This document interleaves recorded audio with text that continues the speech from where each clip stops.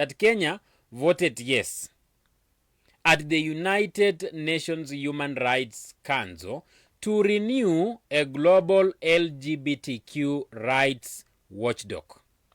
Now, on Monday, 7th July, when maandamano of Sabasaba had rocked this nation, at the UN Human Rights Council in Geneva, a vote was held to extend the mandate of an independent expert tasked with monitoring violence and discrimination against LGBTQ plus people around the world.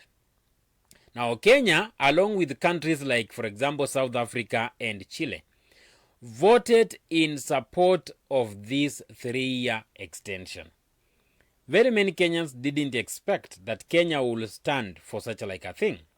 Now, the role of this expert is simple: to document abuses, raise alarms on violence or mistreatment, and push for protection of people facing harm based on their sexual orientation or gender identity.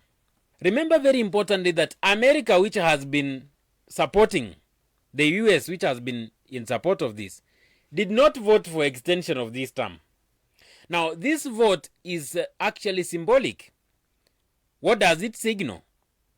Is it a country standing on human rights protection? Or this controversial thing of LGBTQ? Now, we know all over that LGBTQ communities globally have faced harassment, arrest, violence, sometimes state-sponsored in some nations. The UN expert is meant to track those kind of violence and bring them to light. That's what Kenya voted for. The United States of America itself abstained from the vote. Kenya, in a surprise move, voted in favor of that. Reactions have been from all over. Katika mitandao ya kijamii wa Kenya wamechemka. Wengine baadhi, of course, or different opinions. There are those who support it. But there is this group, the LGBTQ plus advocacy group of Kenya. They are actually referred to as the GOLAC. Welcomed Kenya's support, calling it a step forward in protecting vulnerable communities.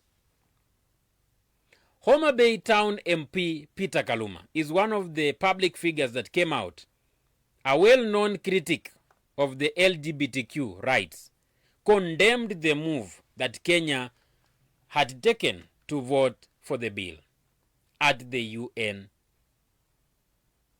headquarters in Geneva.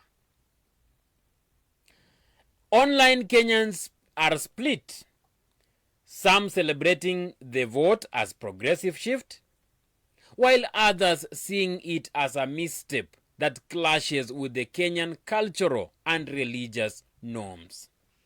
I don't know where you stand, my dear listener and my dear viewer, but I want you to give me your comment in the comment section, because I will want to read this, and when I'm coming here for the next show, I will be able to go through and know what are your thoughts.